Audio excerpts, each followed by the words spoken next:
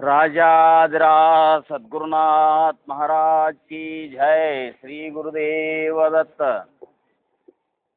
गुरु ब्रह्मा गुरु विष्णु गुरुदेव महेश्वरा गुरु साक्षात् परब्रह्म तस्मै श्री गुरुवे नमः।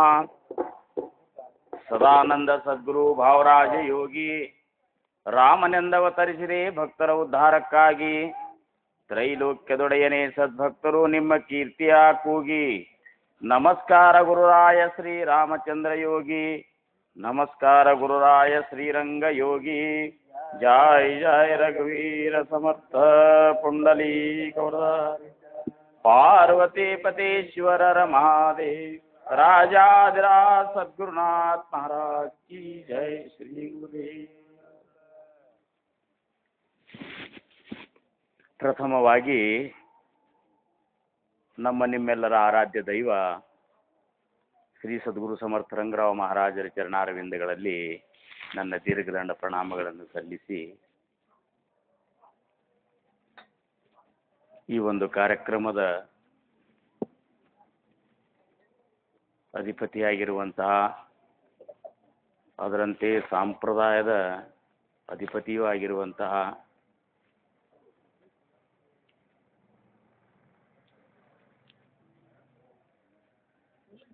ಶ್ರೀ ಸದ್ಗುರು ಸಮರ್ಥ ಗುರುಲಿಂಗ ಜಂಗಮ್ ಮಹಾರಾಜರ ಚರಣಾರವಿಂದಗಳಲ್ಲಿ ನನ್ನ ಶಿರಸಾಷ್ಟಾಂಗ ನಮಸ್ಕಾರಗಳನ್ನು ಸಲ್ಲಿಸಿ ಸಮರ್ಥರ ಈ ಒಂದು ಸಪ್ತಾಹದ ಕಾರ್ಯದಲ್ಲಿ ಉಪಸ್ಥಿತರಿರುವಂತಹ ಎಲ್ಲ ಗುರುಬಂಧುಗಳಿಗೆ ಗುರು ಭಗಿನಿಯರಿಗೆ ನನ್ನ ಶಿರಸಾಷ್ಟಾಂಗ ನಮಸ್ಕಾರ.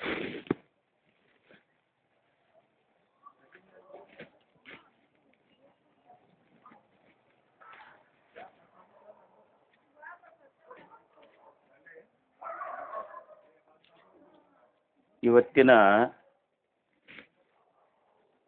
ಈ ಒಂದು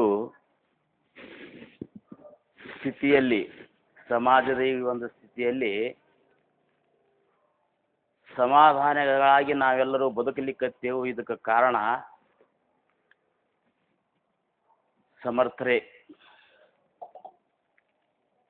ಅಂತ ಸಮರ್ಥರು ನಮಗೆಲ್ಲ ಸಿಕ್ಕಾರಂಥೇಳಿ ಸಮಾಧಾನದ ಮಾರ್ಗನೂ ನಮಗೆ ಸಿಕ್ಕದ.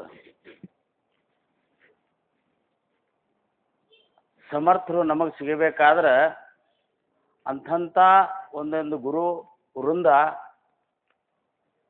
ಅವ್ರಿಗೆ ಸಿಕ್ಕೋತ ಬಂತು ಅಂಥೇಳಿ ನಮಗೆ ನಿಜವಾದ ಅಧ್ಯಾತ್ಮದ ಗುಹ್ಯ ವಿಚಾರಗಳು ನಮ್ಮ ಅಂತರಂಗದೊಳಗೆ ಪೂರ್ಣಗೊಳ್ಳಿಕತ್ತಾವ. ಇದಕ್ಕೆಲ್ಲ ಕಾರಣ ನಾವು ಶೋಧ ಮಾಡಿದಾಗ ಗುರುಲಿಂಗ ಜಂಗಮ್ ಮಹಾರಾಜರನ್ನ ಯಾವ ಕಾಲಕ್ಕೂ ನಾವು ಸ್ಮರಿಸ್ಕೊತಾನೆ ಇರಬೇಕು ಅಂತ ಅನಿಸ್ತದೆ.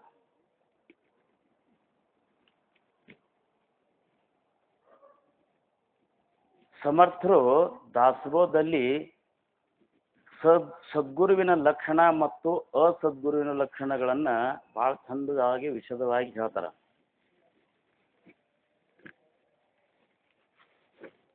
ಮುಖ್ಯ ಸದ್ಗುರುಚೆ ಲಕ್ಷಣ ಆದಿ ಪಾಹಿಜೆ ವಿಮಲ ಜ್ಞಾನ ನಿಶ್ಚಯಾಚೆ ಸಮಾಧಾನ ಸ್ವರೂಪ ಸ್ಥಿತಿ ಅಂಥೇಳಿ ಸದ್ಗುರುವಿನ ಲಕ್ಷಣ ಹೇಳುವಷ್ಟನೇ ಹೇಳ್ತಾರೆ. ಸಮರ್ಥರ ಹೇಳಿದ ರೀತಿಯಲ್ಲೇ ನೀತಿಯನ್ನು ಕಾಯ್ದುಕೊಂಡು ನೀತಿಯ ನೆಲಗಟ್ಟಿನ ಮೇಲೆ ನಾಮಸ್ಮರಣೆ ಮಾಡಿ ನಾಮ ಸಾಕ್ಷಾತ್ಕಾರವನ್ನು ಮಾಡಿಕೊಂಡಂಥವರು ಸದ್ಗುರು ಸಮರ್ಥ ಗುರುಲಿಂಗ ಜಂಗಮ್ ಮಹಾರಾಜರು. ಅವರ ಜೀವನ ಅಂದ್ರೆ ಪೂರ್ಣ ನೀತಿಯ ಆಧಾರ ಮೇಲೆ ಇತ್ತು ಅನ್ನುವಂಥದ್ದು ಅವರ ಜೀವನವನ್ನು ನಾವು ಶೋಧ ಮಾಡಿದಾಗ, ಅವರ ಜೀವನ ಚರಿತ್ರೆಯನ್ನು ನೋಡಿದಾಗ ಅನ್ನಿಸ್ತದೆ. ಅವ್ರದ್ದೊಂದು ಗ್ರಂಥನೊಳಗೆ ನೀತಿಯ ಬಗ್ಗೆನೇ ಅವರು ವಿಶೇಷವಾಗಿ ಹೇಳ್ತಾರೆ. ಆಧ್ಯಾತ್ಮವಾದಿ ಸಾಧಕನಾದಂಥವ ಎಷ್ಟು ತನ್ನನ್ನು ತಾನು ಶೋಧ ಮಾಡ್ಕೋತಿರ್ಬೇಕಂದ್ರೆ ಪ್ರತಿ ಕ್ಷಣನೂ ತನ್ನನ್ನು ತಾನು ಶೋಧ ಮಾಡ್ಕೋತಾ ಇರಬೇಕು ಅಂತಾರೆ.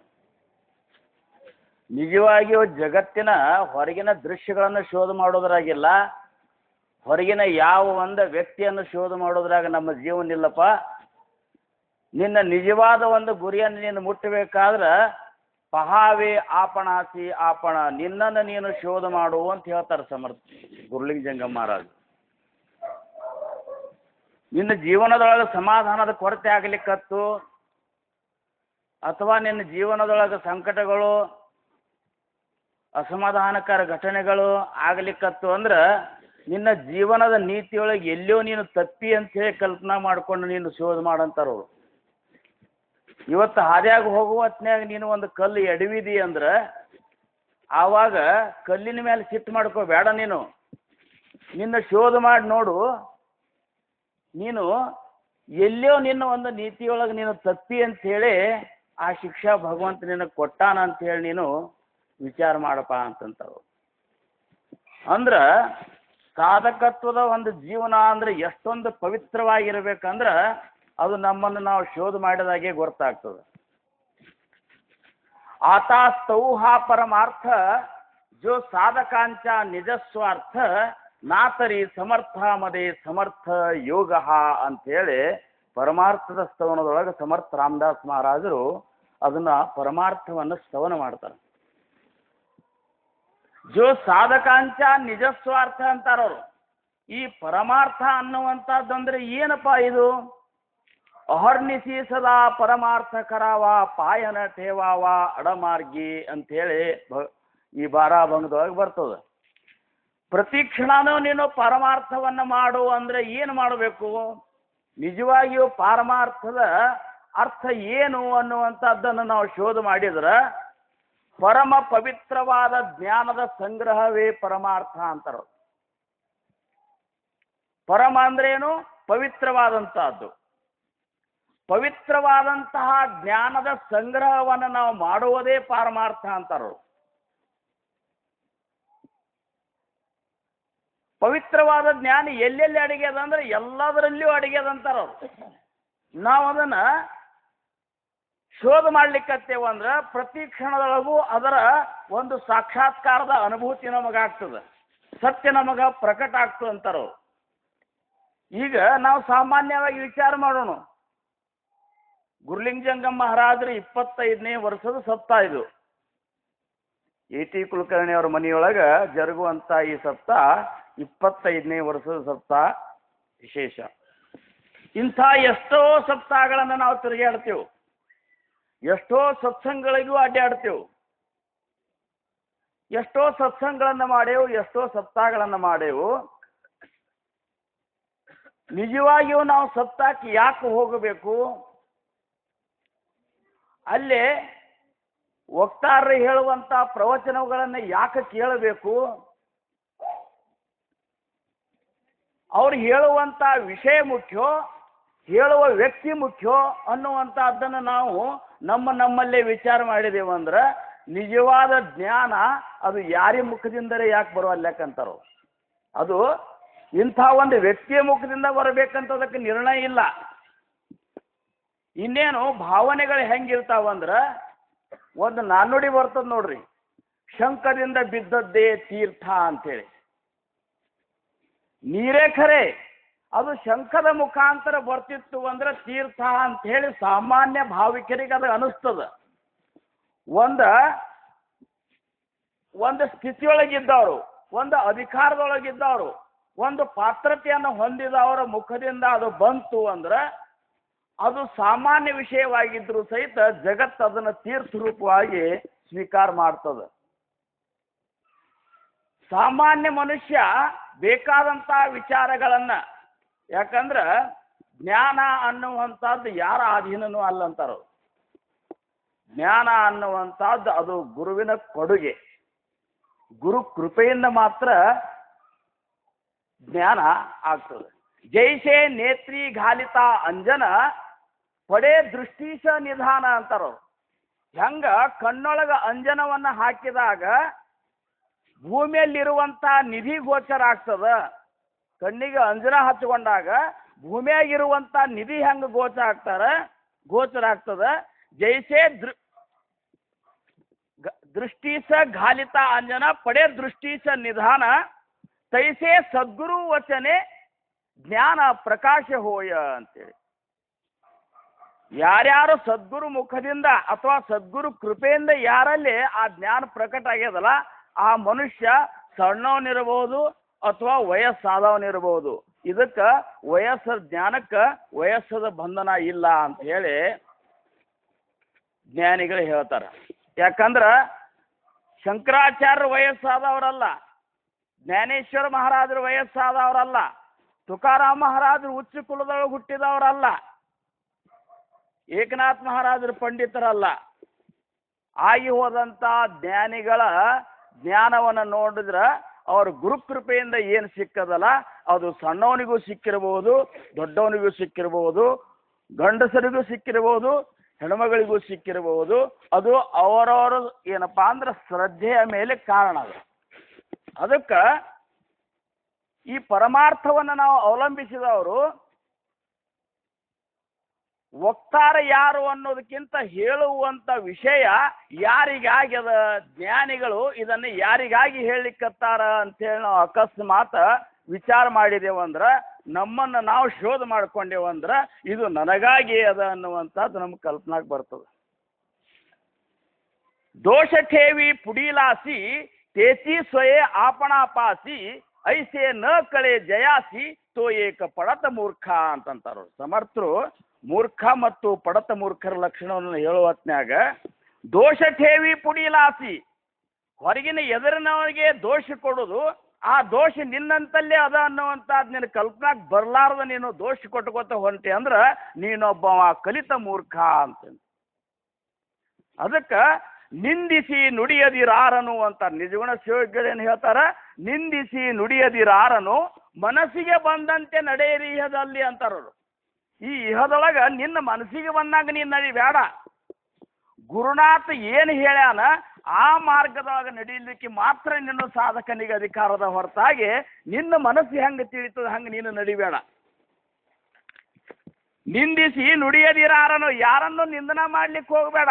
ಮಾಡ್ಕೋದಿತ್ತಂದ್ರೆ ನಿನ್ನನ್ನು ನೀನು ನಿಂದನ ಮಾಡ್ಕೋ. ನೀನು ನಿಂದನೆ ಮಾಡಬೇಕನ್ನುವಂಥದ್ದು ನಿನಗೆ ಅನಿಸಿದ್ರೆ ನಿನ್ನನ್ನು ನೀನೇ ನಿಂದನ ಮಾಡ್ಕೋ. ನೀನು ಉಪದೇಶ ತಗೊಂಡು ಸದ್ಗುರುಗಳಿಂದ ಅನುಗ್ರಹಿತನಾಗಿ ಎಷ್ಟು ವರ್ಷ ಆತು, ಆ ಕೊಟ್ಟಂತ ಉಪದೇಶ ಎಷ್ಟು ಅಮೂಲ್ಯದ, ಅಲಭ್ಯ ಲಾಭವಾದಂತ ಆ ನಾಮ ನಿನಗೆ ಸಹಜವಾಗಿ ನಿನ್ನ ಮನೆ ತನಕ ಬಂದು ನಿನ್ನ ಗುರು ನಿನಗೆ ಕೊಟ್ಟಾನಲ್ಲ, ಆ ನಾಮಸ್ಮರಣೆ ಮಹತ್ವ ಎಂತಾದದ. ನಾಮಸ್ಮರಣೆ ಸಮಾಸವನ್ನು ನಾವೆಲ್ಲರೂ ಬಾಯ್ಪಾಠ ಮಾಡೇವು. ನಾಮಸ್ಮರಣೆ ಸಮಾಸ 4ನೇ ದಶಕ 3ನೇ ಸಮಾಸ. ಈ ಸಮಾಸ ಸರ್ವಸಾಧಾರಣ ನಮ್ಮ ಗುರುಬಂಧುಗಳು ಎಲ್ಲರಿಗೂ ಬಾಯ್ಪಾಠೆ ಬರ್ತದೆ. ವಿಚಾರ ಮಾಡಿದ್ರೆ ಆ ನಾಮದೊಳಗೆ ಎಂಥ ಒಂದು ಶಕ್ತಿ ಅದ ಅಂದ್ರೆ ನಾಮೇ ಪಾಷಾಣ ತರಲೆ ಅಂತಾರವ್ರು. ಈ ನಾಮಸ್ಮರಣೆ ಕಲ್ಲನ್ನು ತೇಲಿಸುವಂತ ಸಾಮರ್ಥ್ಯ ಹೊಂದಿದೆ ಅಂತಾರವ್ರು.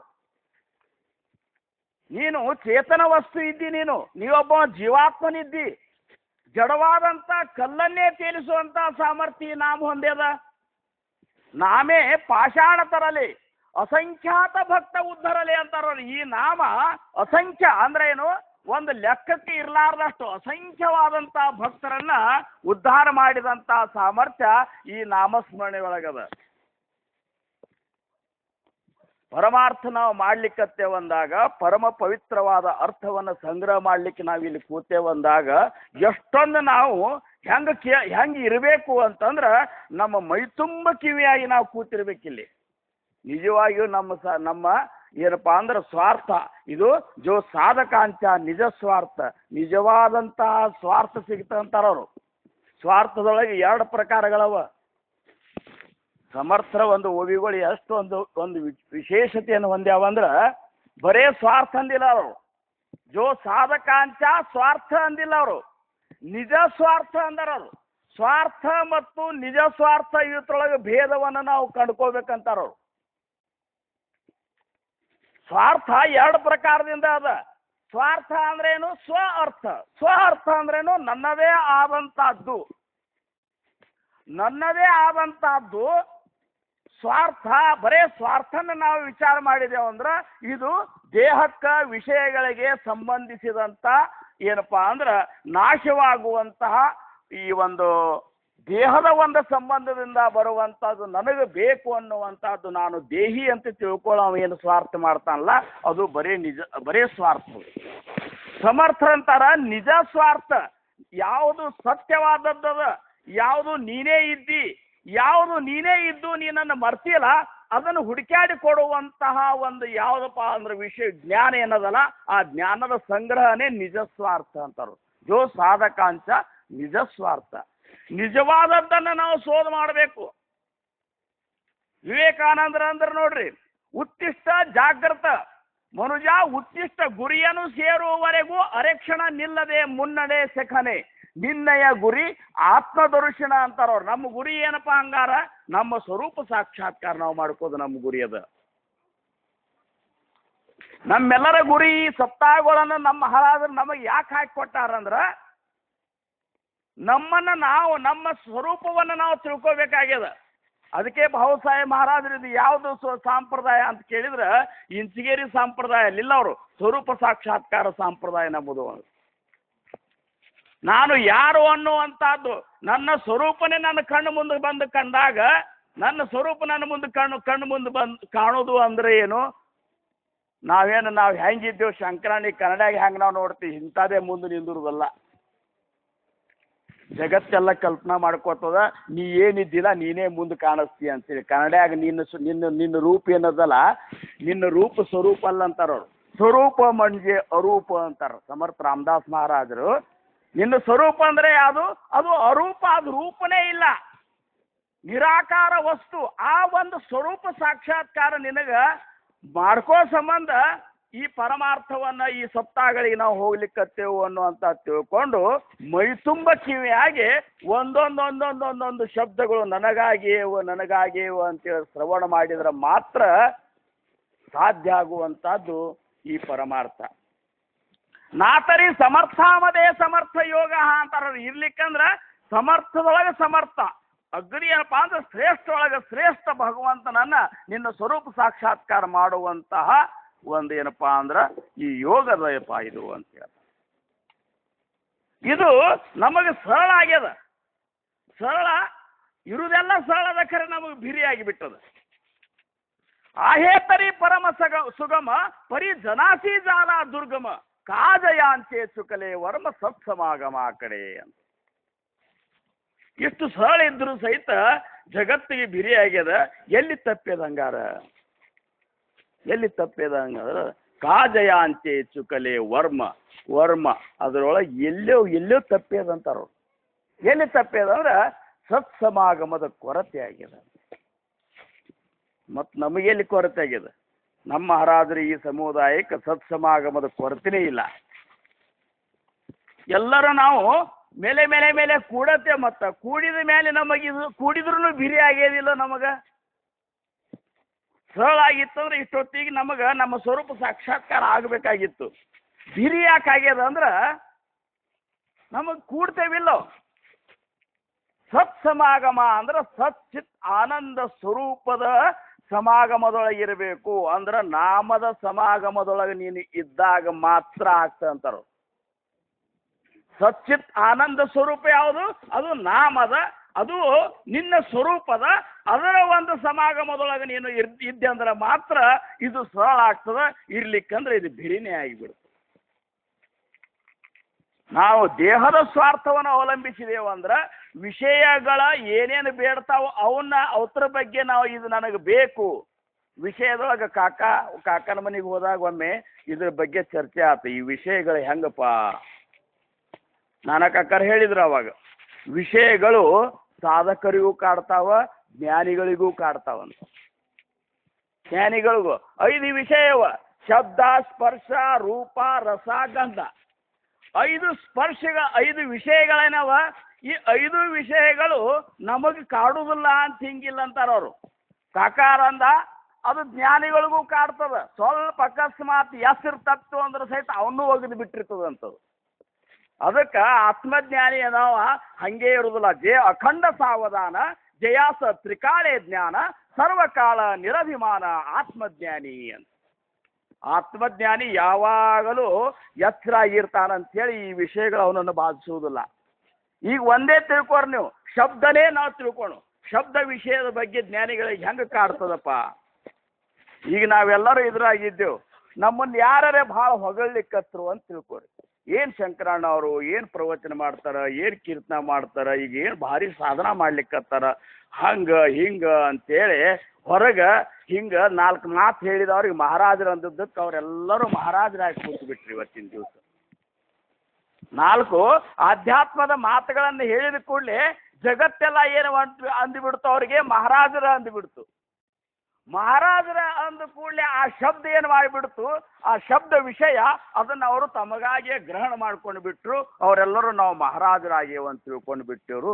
ನಿಜವಾದ ಅರ್ಥ ಅಲ್ಲೇ ಉಳಿದ್ಬಿಡ್ತು, ಪರಮಾರ್ಥ ಅನ್ನುವಂಥದ್ದು ಅಲ್ಲೇ ಉಳಿತು. ಆ ಶಬ್ದ ಅವ್ರನ್ನೊಂದು ಕೆಡಿಸಿಬಿಡ್ತು.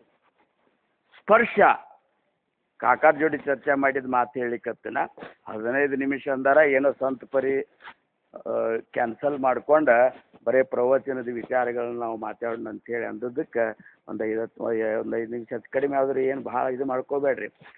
ಯಾಕಂದ್ರೆ ತಿಳಿದು ನಿಜ ಸಮಯ ನಿಷ್ಠೆಗಲಿ ಅಂತಾರವ್ರು. ನೀನು ಮೊದಲು ತಿಳ್ಕೊ, ವಿಚಾರ ಮಾಡಿ ಎದಕ್ಕೆ ಬಂದಿ ಇಲ್ಲಿ.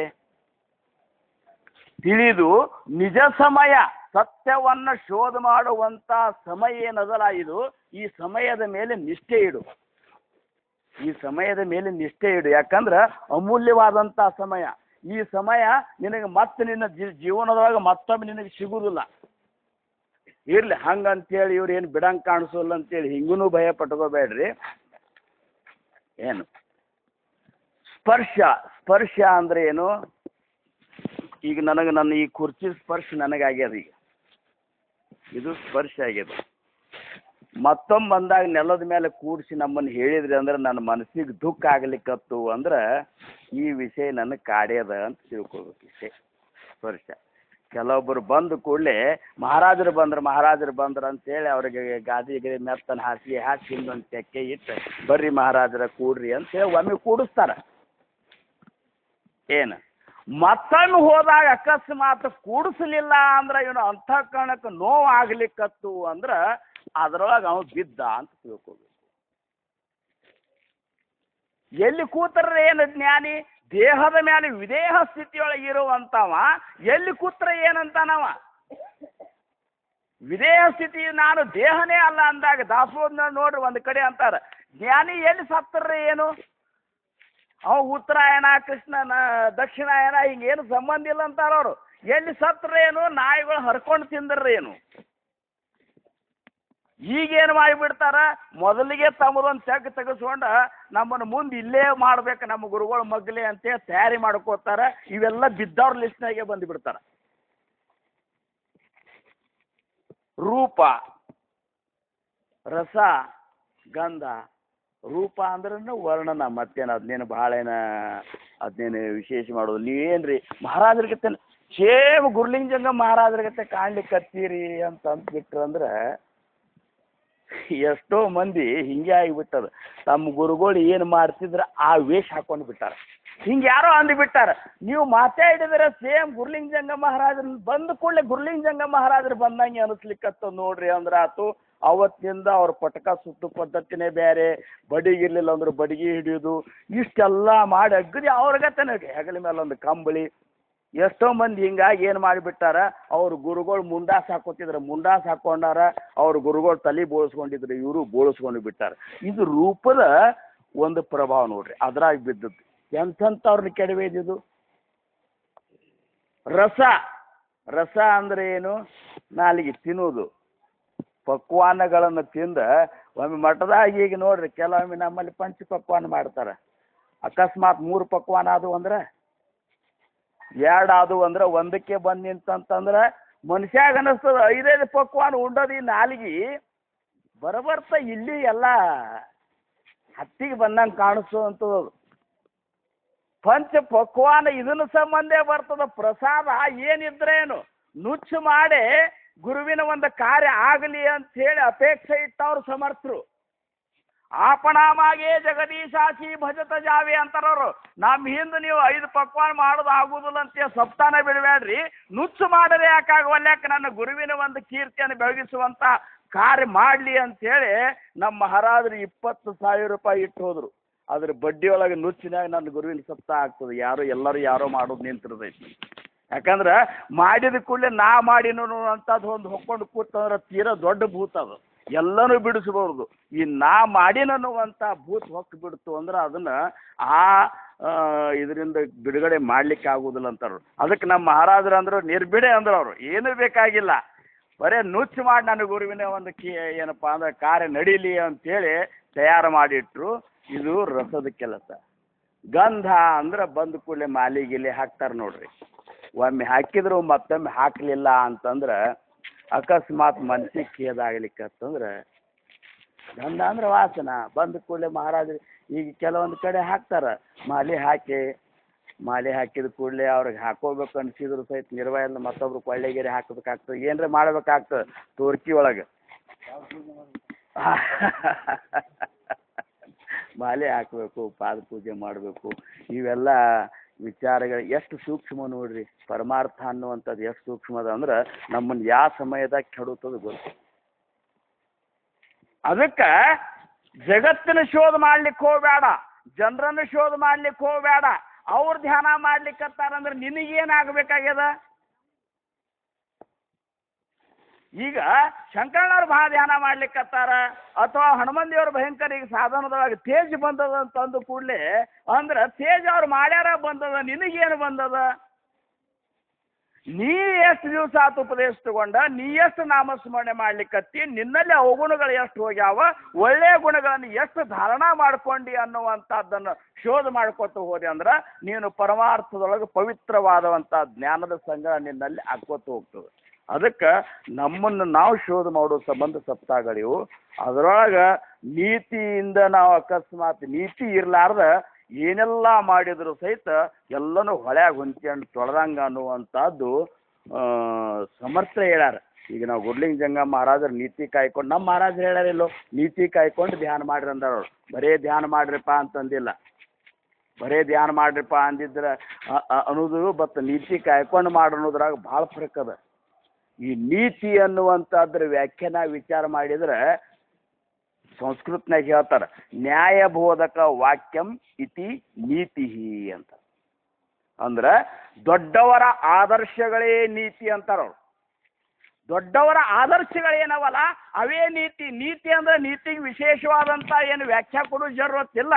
ದೊಡ್ಡವರ ಆದರ್ಶಗಳು. ದೊಡ್ಡವರು ಯಾರು? ದೊಡ್ಡವರು ಯಾರು ಹಂಗಾರ? ಈಗ ನಾವು ಏನು ಮಾಡಿಬಿಡ್ತೇವೆ, ಈಗ ನಮ್ಮೊಳಗೆ ಯಾರು 80 ವರ್ಷದವ್ರು ಇದ್ರಂದ್ರೆ ಅವ್ರದ್ದೇ ಆದರ್ಶ ಹಿಡ್ದೇವು ಅಂದ್ರೆ ಅದು ನೀತಿ ಅಲ್ಲ ಅಂತಾರೆ ಅವರು. 80 ವರ್ಷದವ್ರು ಇದ್ದಾರೆ, ಅವರು ನಮ್ಮೊಳಗೆ ದೊಡ್ಡವರು. ಅವ್ರು ಏನು ಆದರ್ಶ, ಅವ್ರು ದೊಡ್ಡ ಸಂಸಾರ ಮಾಡ್ಲಿಕ್ಕತ್ತಿದ್ರು, ಸಂಸಾರದಾಗ ಇದ್ರಂದ್ರೆ ಅದು ನೀತಿ ಅಲ್ಲ. ದೊಡ್ಡವರು ಅಂದ್ರೆ ಯಾರಿಗೆ ಅವ್ರಿಗಿಂತ ದೊಡ್ಡವ್ರು ಯಾರು ಇಲ್ಲಲ್ಲ ಅವ್ರು ದೊಡ್ಡವರು.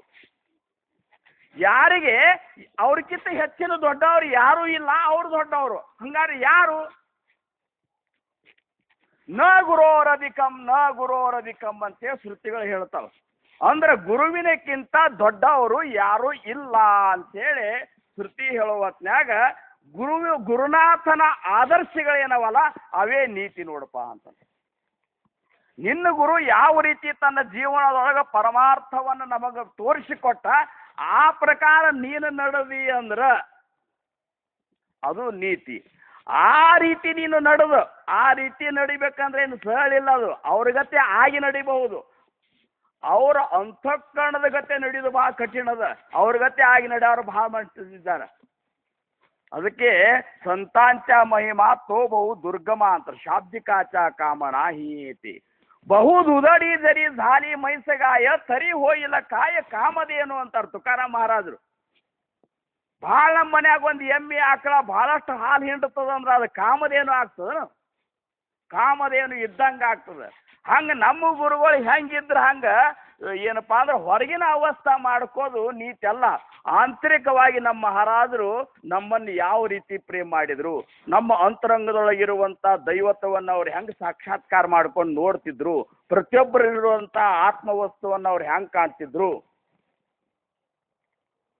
ಈ ಪ್ರಕಾರ ನಮ್ಮನ್ನು ಎಲ್ಲನೂ ನಮ್ಮಂಥ ಪಾಮರನ್ನು ಸಹಿತ ಪ್ರೇಮ ಮಾಡಿದ್ರು ಅಂತಂದಾಗ ನಾವು ಅದೇ ಪ್ರೇಮವನ್ನು ಪ್ರತಿಯೊಬ್ಬರ ಮೇಲೆಯೂ ಹರಿಸ್ಲಿಕ್ಕತ್ತೇವು.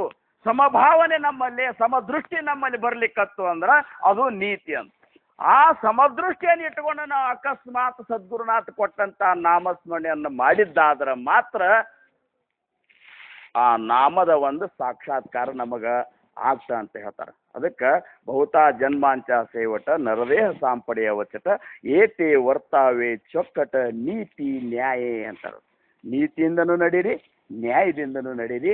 ಅದರ ಜೊತೆ ನೀವು ನಿಮ್ಮ ಗುರುವಿನ ಆದರ್ಶ, ನಮ್ಮ ಗುರುವಿನ ಆದರ್ಶವನ್ನು ನಮ್ಮ ಕಣ್ಣು ಮುಂದೆ ತಗೊಂಡು ಆ ಪ್ರಕಾರ ನಾವು ಸಾಧನ ಮಾಡಿದ್ದೆ ಆದ್ರೆ ಏನಪ್ಪ ಸಪ್ತಾಹಗಳನ್ನು ನಾವು ಆಚರಿಸಿದ್ದು, ಸಪ್ತಾಹಗಳಿಗೆ ನಾವು ಬಂದದ್ದು, ಸಪ್ತಾಹದಲ್ಲಿ ಹೇಳಿದಂಥ ವಿಚಾರಗಳನ್ನು ಕೇಳಿದ್ದು, ಅದನ್ನು ಇದರದ್ದು ಏನಪ್ಪ ಅಂದ್ರೆ ಫಲ ನಮಗೆ ನಿಮಗೆ ಸಿಕ್ಕಂಗೆ ಆಗ್ತದೆ. ಅಂಥ ಒಂದು ಹಾದಿಯೊಳಗೆ ನಾವು ನೀವುಗಳೆಲ್ಲ ಇನ್ನು ಮುಂದೆ ಆದರೂ ಸಹಿತ ಇದರ ಅರ್ಥ ಯಾರೂ ಹಂಗೆ ನಡೆದಿಲ್ಲ ಅಂತ ಹಿಂಗೆ ನಕಾರಾತ್ಮಕ ವಿಚಾರ ಅಲ್ಲ. ಯಾರು ನಾವು ನಡಿಬೇಕಾಗ್ಯದ ಅಂತ ಅನಿಸ್ಲಿಕ್ಕತ್ತದ ನಮ್ಮನ್ನು ಶೋಧ ಮಾಡಿದಾಗೆ ಗೊತ್ತಾಗ್ತದೆ. ಯಾರ ಅಂತಃಕರಣವನ್ನು ಇವ್ರು ಹಿಂಗೆ ಇದ್ದಾರಂತ ಹೇಳಲಿಕ್ಕೆ ಆಗುವುದಿಲ್ಲ. ಅದನ್ನು ಯಾರಿಗೂ ಹೇಳಲಿಕ್ಕೆ ಆಗೋದಿಲ್ಲ. ಮೇಲೆ ಅವಸ್ಥೆ ನೋಡ್ಕೊಂಡು ಇವು ಹಿಂಗೆ ಇದ್ದಾನ ಅನ್ನೋದಿಲ್ಲ. ನಮ್ಮ ಆತ್ಮ ಸಾಕ್ಷಿನೇ ನಮಗೆ ಕಾರಣ. ನಮ್ಮ ಆತ್ಮವನ್ನೇ ಸಾಕ್ಷಿ ಇಟ್ಕೊಂಡು ನಮ್ಮನ್ನೇ ನಾವು ಶೋಧ ಮಾಡಿ ನಮ್ಮ ಗುಣಗಳನ್ನು ತಕ್ಕೊಂಡು ಒಳ್ಳೆ ಗುಣವನ್ನು ಧಾರಣ ಮಾಡ್ಕೋತ ನೀತಿಯಿಂದ ನಾಮ ಸ್ಮರಿಸಿ ನಾವು ನೀವುಗಳೆಲ್ಲ ಸದ್ಗುರುವಿನ ಕೃಪೆಗೆ ಪಾತ್ರ ಆಗೋಣ ಅಂತ ಹೇಳ್ಕೊತ ನನಗೆ